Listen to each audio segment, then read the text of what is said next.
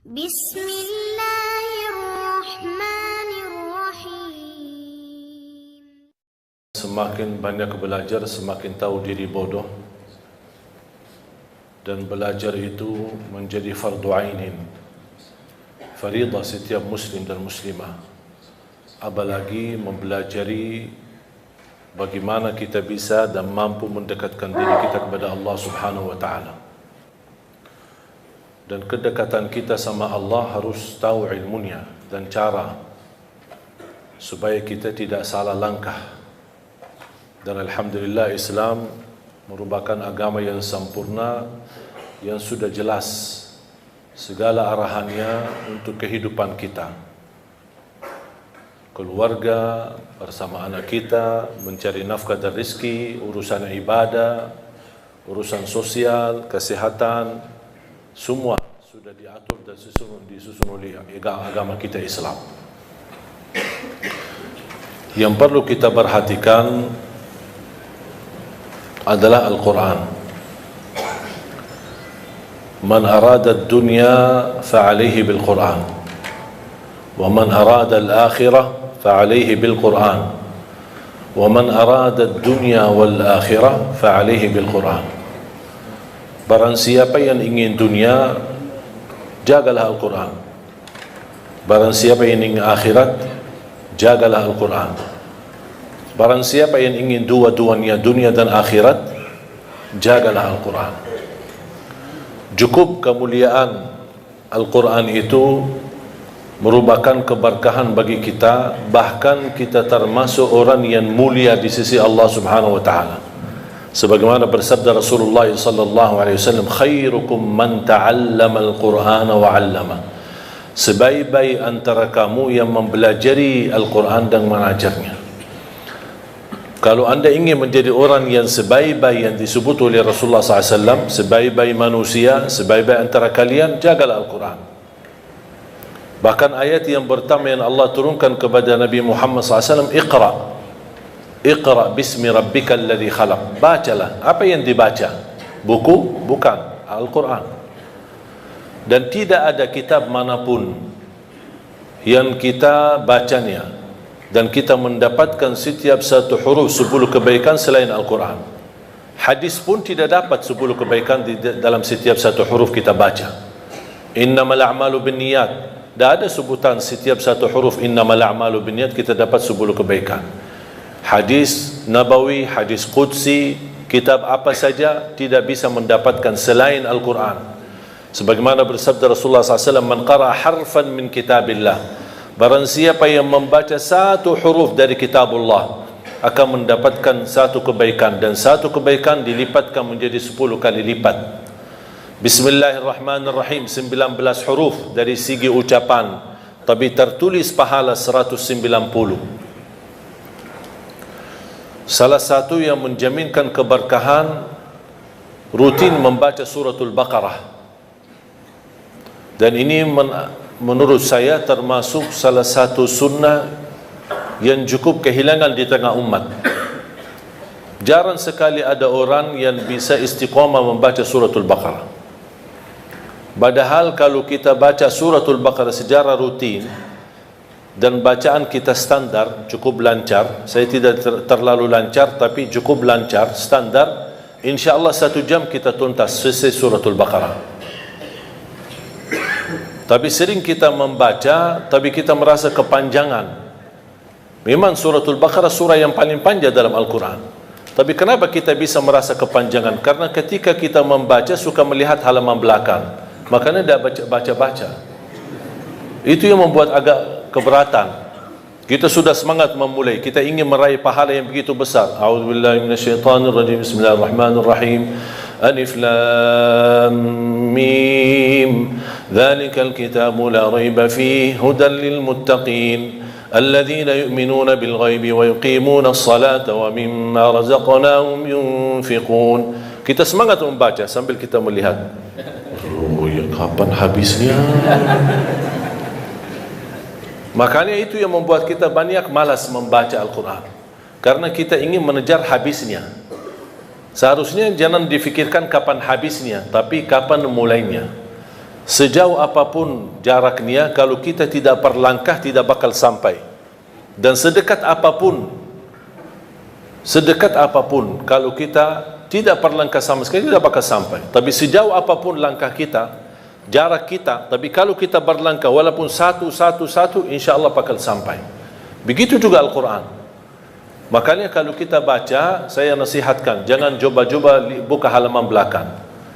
Jangan coba-coba pindahkan halamannya, kecuali kalau sudah selesai halaman tersebut baru pindah. Tapi jangan hanya sebatas mau melihat, jangan. Karena itu usaha dari syaitan. Syaitan mengajak kita lihat. Buat apa lihat? Ya lihat kan mau tahu targetmu baca berapa. Oh gitu ya. Begitu kita baca, oh lumayan banyak. Datang syaitan di situ membuat kita berat. Padahal kita semangat. Tapi sifat manusia ingin menuntaskan sesuatu dengan cepat. Tidak mau lambat-lambat. Apalagi kita orang Indonesia, paling suka mudah, enak, mudah diamalkan, mudah dihafal, dan cepat diamalkan, dan insya Allah masuk surga. Itu prinsip orang Indonesia. Dan saya sudah hafal prinsip orang Indonesia. Makanya saya bikin buku 20 amalan ringan, tapi pahalanya sangat menakjubkan. Dan ini tidak laku di Arab, laku di Indonesia. Karena sudah tahu karakter orang Indonesia. Orang Indonesia tidak suka yang ribet, tidak suka yang susah. Mau yang mudah diingat, mudah dihafal, mudah diamalkan, dan masuk surga. Itu kita. Makanya saya selalu mengambil cara-cara yang mudah untuk bisa kita amalkan. Di antaranya rutin kita membaca suratul Baqarah. Kalau tidak bisa diselesaikan dalam satu hari, tidak apa-apa, boleh diteruskan berkelanjutan. Satu hari ini berapa kita mampu, nanti besok kita lanjutkan, besok kita lanjutkan sampai selesai habis suratul Baqarah. Begitu habis, ulang lagi. Kenapa? Karena Rasulullah sallallahu alaihi wasallam bersabda di hadis yang sahih, "Alaikum bi suratil Baqarah, fa inna akhdhaha barakah wa tarkuha hasrah wa la tastati'uha al-batalah." Ambillah suratul Baqarah, karena sesungguhnya barang siapa yang membawa suratul Baqarah, dia telah membawa keberkahan. Wallahi terjamin berkah dalam segala hal.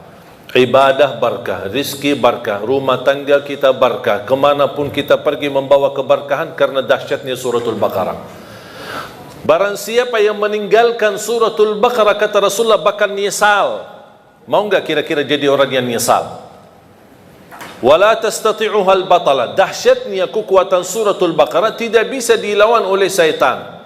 Godaan, jin, alam gaib, makhluk, godaan, gangguan, ini semua mereka, tukang dukun, tukang sihir, tukang ramal, mereka semua tidak bisa melawan suratul Baqarah.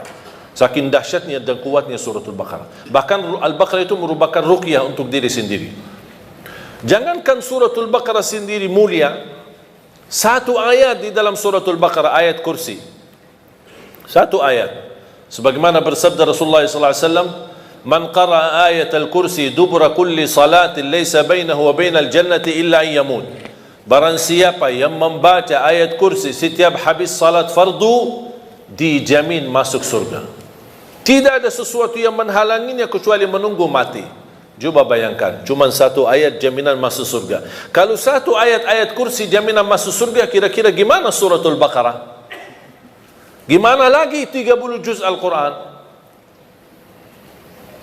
Makanya saya sering mengingatkan jamaah, apapun kesibukanmu, buru-buru, ada meeting, ada janji, tidak bisa bertahan lama di musalla atau di masjid, paling tidak habis istighfar, Allahumma antas salam wa minkas salam, sampai selesai, baca langsung ayat kursi. Baca langsung ayat kursi. Habis itu silahkan bobar, bebas. Terus zikir-zikir habis salat gimana? Tak apa-apa, sambil jalan. Subhanallah, subhanallah, subhanallah. Naik motor, jalan kaki, naik mobil, sambil jalan. Alhamdulillah, alhamdulillah, alhamdulillah, Allahu Akbar, Allahu Akbar. Tapi jangan sampai tertinggal ayat kursi habis salat. Jaminan masuk surga. Masa tak mau masuk surga cuman karena baca ayat kursi? Man qara ayat al-kursi dubura kulli salatin. Barang siapa yang membaca ayat kursi setiap habis salat, dijamin masuk surga. Tidak ada sesuatu yang mampu menghalanginya kecuali menunggu mati. Man qara ayat al-kursi 'inda an-naum kana lahu min Allahi hafidh wa la yaqrabahu syaitan. Barang siapa yang membaca ayat al-kursi ketika mau tidur, akan dia termasuk dalam dijaga oleh Allah, dalam lindungan Allah, dan tidak akan didekati oleh syaitan. Jangan digoda tidak didekati oleh syaitan. Ini berkatnya surat ayat-ayat kursi. Jamaah sekalian dimuliakan Allah Subhanahu wa taala. Banyak keberkahan dalam Al-Quran, banyak anugerah, banyak kenikmatan. Salah satu amalan sederhana, tapi Rasulullah SAW tidak pernah tinggalkan. Sampai di saat sakratul maut, Rasulullah SAW masih mengamalkan. Walaupun secara fisik, karena menghadapi sakratul maut, Rasul tidak mampu mengangkat tangannya, dibantu oleh Siti Aisyah radhiyallahu anha mengangkat tangan Rasulullah SAW. Baca 3 qul di saat mau tidur, dalam kondisi duduk, menghadapi kiblat, tidak menghadapi kiblat.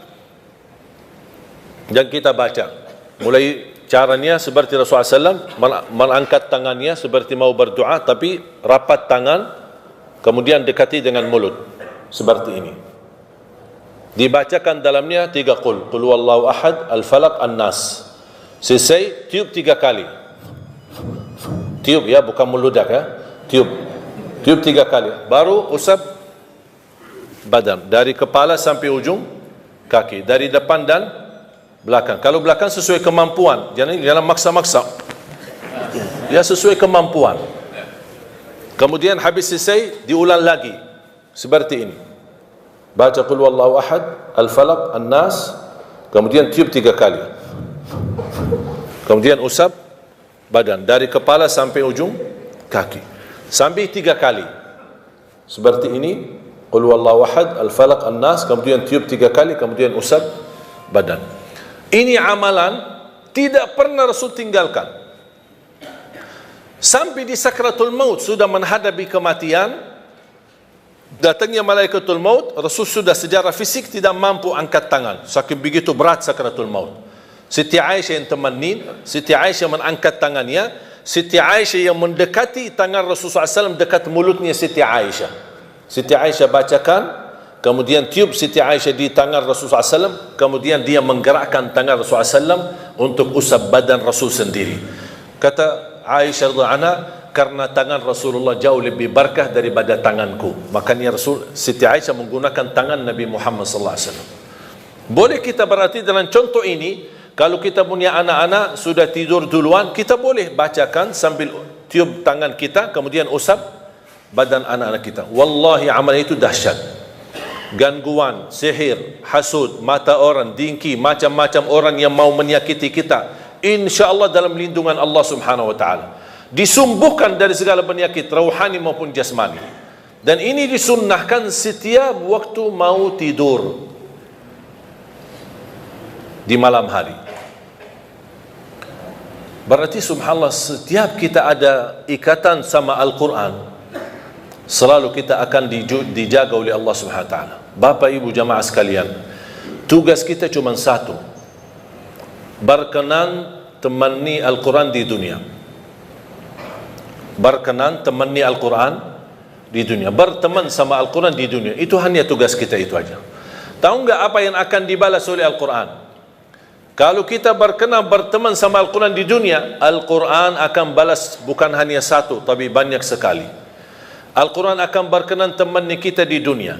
Al-Quran akan berkenan temani kita saat sakratul maut. Al-Quran akan berkenan temani kita saat kita di alam kubur, hayat barzakh, sendirian. Al-Quran akan temani kita saat menghadapi munkar nakir. Al-Quran akan temani kita saat dibangkitkan oleh Allah Subhanahu wa taala. Al-Quran akan temani kita saat dihisab. Al-Quran akan temani kita saat jalan di atas sirat menuju surga. Apakah begitu sampai ke pintu surga Al-Quran melepaskan? Tidak. Al-Quran masih berkenan temani kita sampai masuk surga. Apakah begitu masuk surga Al-Quran meninggalkan? Tidak. Masih Al-Quran bersama kita sampai naik ke derajat yang tertinggi di dalam surga Allah. Kata Rasulullah sallallahu alaihi wasallam,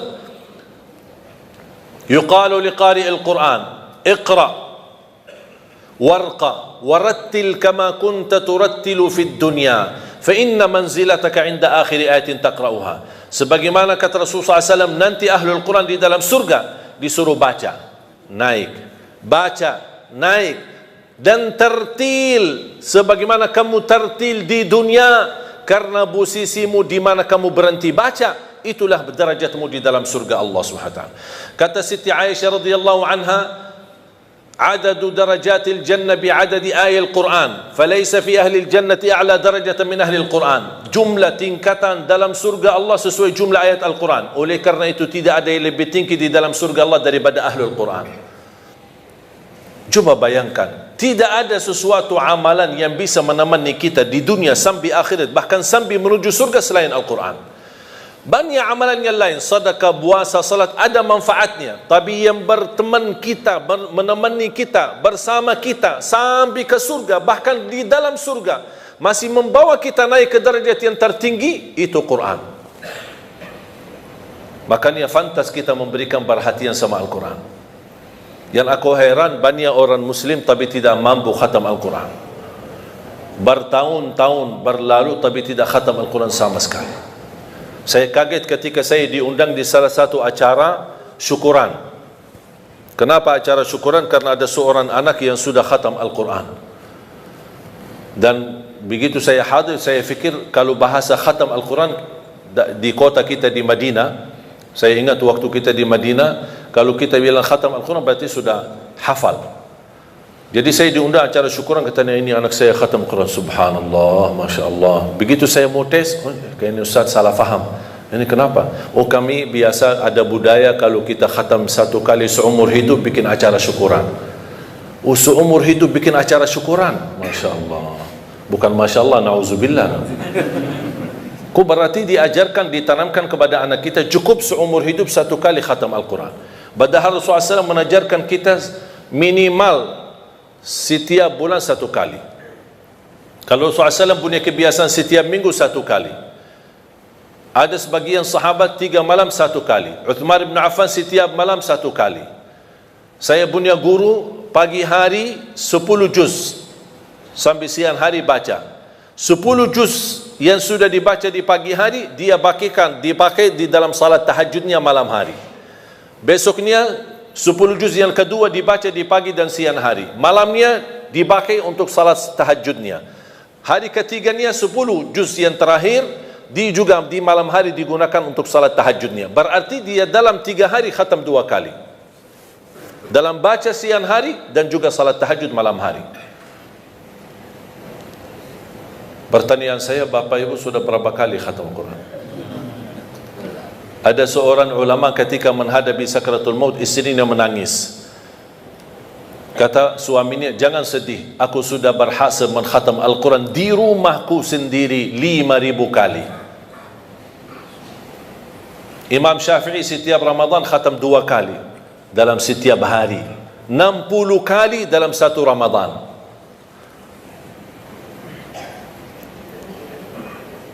Kira-kira ada target enggak kita khatam Al-Quran? Banyak orang beralasan, saya sebenarnya ingin khatam Al-Quran, tapi saya tidak faham. Dan katanya kalau tidak faham, mendingan tidak usah baca daripada salah. Itu bisikan syaitan, bukan bisikan kiai. Ini syaitan yang berkata itu. Membaca Al-Quran sampai khatam walaupun tidak faham sama sekali, boleh. Membaca Al-Quran walaupun tidak baca terjemahannya sama sekali, saya jawab, boleh. Membaca Al-Quran walaupun tidak menhayati isinya sama sekali, saya jawab, boleh. Terus gimana kalau kita baca tidak faham? Tetap dapat 10 kebaikan dari setiap satu huruf. Itu dapat. Terus kalau kita mau lebih daripada 10 kebaikan, kalau kita baca dan faham, oh lebih tinggi lagi pahalanya. Kalau kita menhayati, oh jauh lebih mulia lagi pahalanya. Kalau kita menamalkan, oh lagi jauh lebih besar mulianya di sisi Allah SWT. Kalau tidak bisa semuanya, jangan tinggalkan semuanya. Oh ternyata aku orang awam cuma bisa baca, alhamdulillah, tidak rugi, dapat setiap satu huruf 10 kebaikan. Kira-kira mudah enggak kita khatam Al-Quran setiap bulan 1 kali? Kira-kira mudah enggak? Pak, mudah enggak? Jangan lantuk dulu kok. 1 bulan 1 kali bisa? Kira-kira bisa enggak?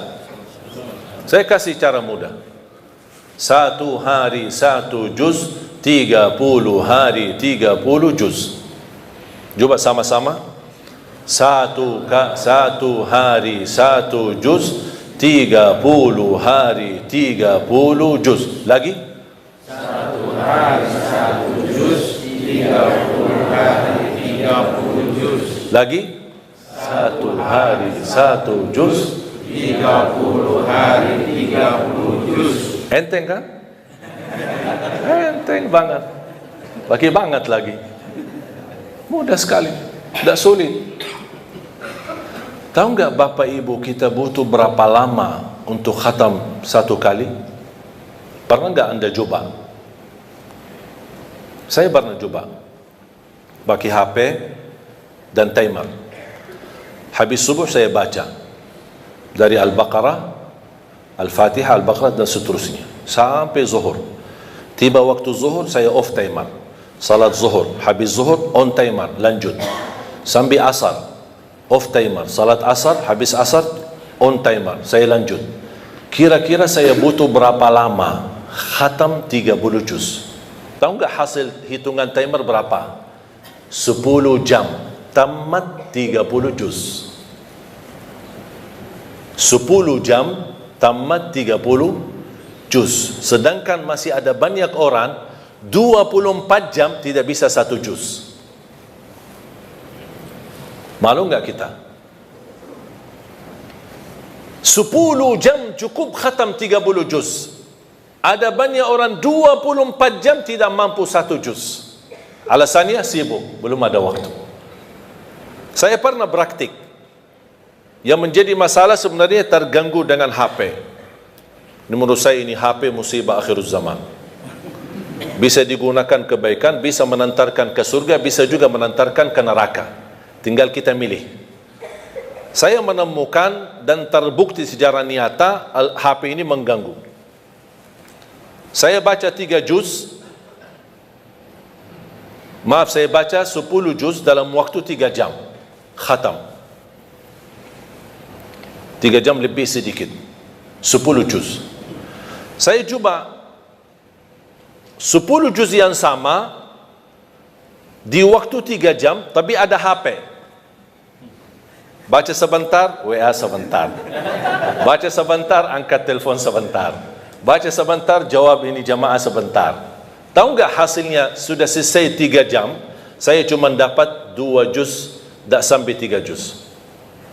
Baru saya tahu, oh ini dia yang bikin masalah. Masalahnya bukan kita sengaja membuat ganggu aktivitas ibadah, tetapi kita tidak sadar. HP ini tidak sadar kita sudah terlalai dari waktu.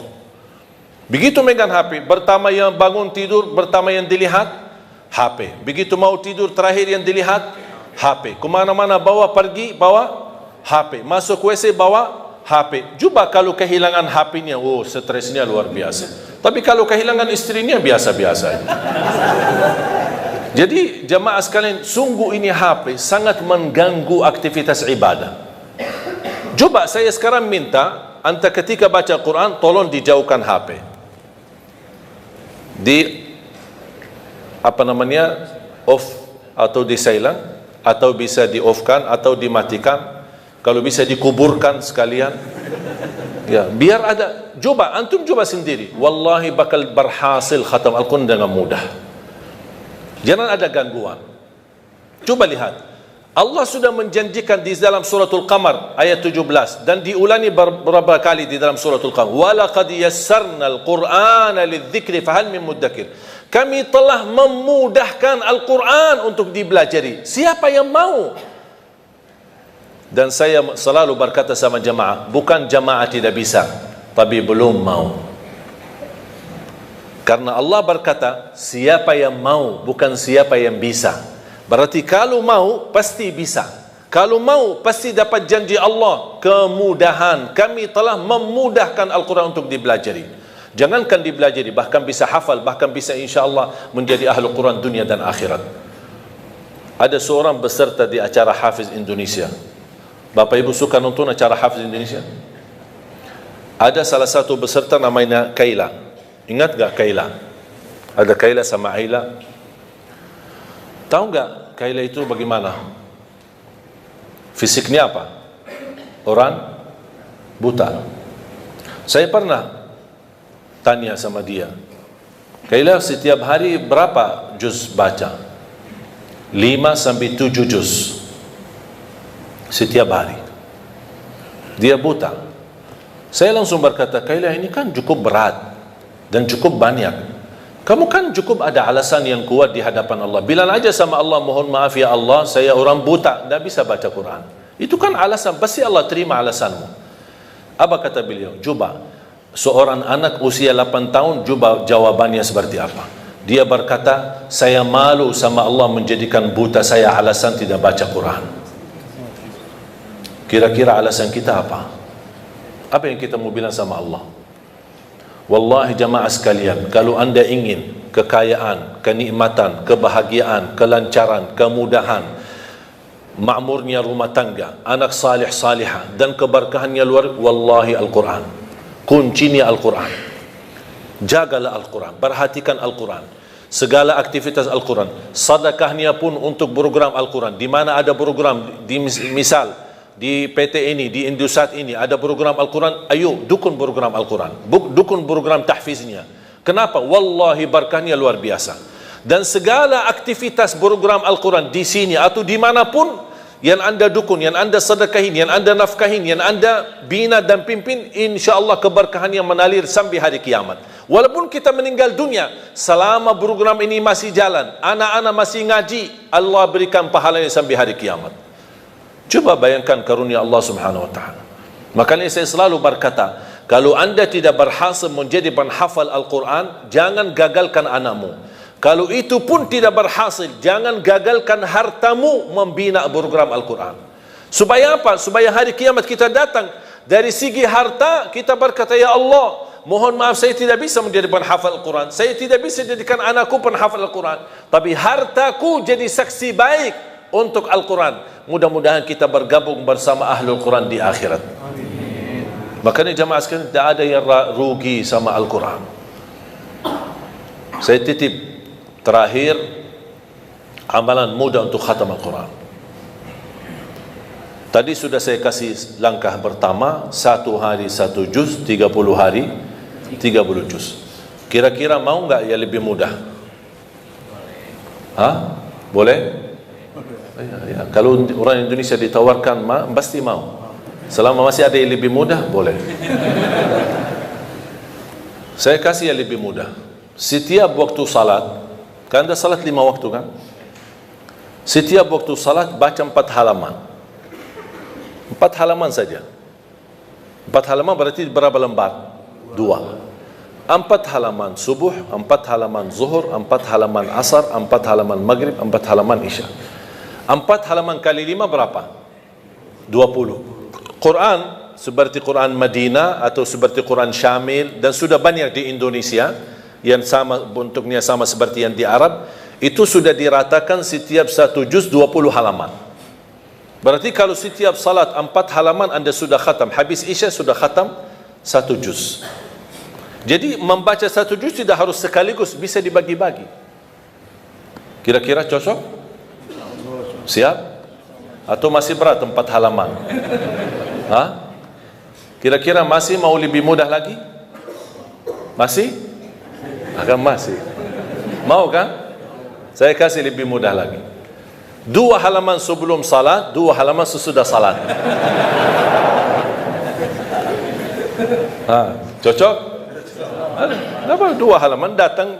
Biasa saya tahu orang Indonesia, apalagi kalau hari kerja kan suka datang lebih awal, ada yang suka. Udah, daripada nongkrong di luar tidak jelas apa, ambil air wudu, datang tahiyatul masjid, duduk. Sebelum sambil menunggu azan, 10 menit 15 menit sudah selesai 2 halaman. Begitu habis salat, sebelum bubar 2 halaman. Asal jangan bawa HP. Kalau sudah mulai megang HP, oh itu sudah terganggu. Akhirnya tidak, melur waktunya, tidak bisa istiqamah. Cocok? Siap? Saya tidak akan tanya bisa, karena saya yakin bisa. Yang saya tanya, mau atau tidak? Kalau mau, pasti bisa. Mau lebih mudah lagi?